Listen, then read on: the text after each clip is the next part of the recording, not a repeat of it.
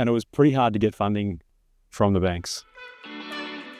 A dream whilst working for somebody else of having a business that provided consultancy services and ultimately construction delivery services. So EarthBuilt Environmental specialises mostly in broad-scale revegetation projects, but also the infrastructure that goes around it. So footpaths, bridges, and those sorts of things in large open spaces, generally owned by developers or councils.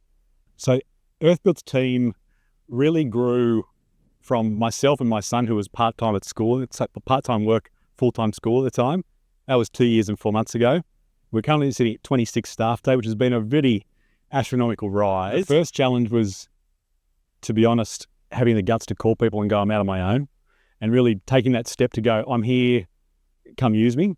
That's the first challenge. The second challenge is then trying to find people to come on the journey with you, because being a really new startup, you call people you know in your network, and they go, yeah, it's great, but Dave, I'm settled.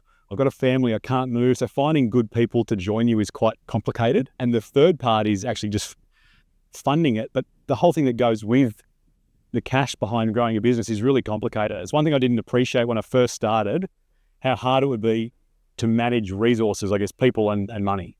We went to the banks, a couple of the big banks in particular, and tried to get funding based on our current order book and also our balance sheet. And it was pretty hard to get funding from the banks. So I started Googling and just Googled everybody. And then that became a bit of a funny thing, because there's lots of people who want to give you finance, but they want all your information as well. And doing that online became quite scary. And actually, it's interesting, as a side note, I actually spoke to Brady like 12 months ago. It was one of the guys who sort of came through the online space, and I was like, I don't really want to send my details through. But then a friend of mine recommended Finlease, and we reconnected with Finlease, and I suddenly realized that they were able to look after everything really well. It was all, not coming full circle, it was a realization point where I was like, hang on, there are people out there who can help, and all you need to do is find the right person who you can trust and go from there. For us, it's all about making the process as easy as possible for Dave, but also being transparent, clear with our options and the pricing around that, and which bank or lender that they're with. Hearing the story from start to finish, we'll start to where we are now, and then helping them on that journey. And that's kind of where we are with Dave. Yeah, and that's been a really great thing. Having someone that's not a big bank and just says no, to talk to and go, I'm on a journey. Can we talk about 2 years? What does that look like?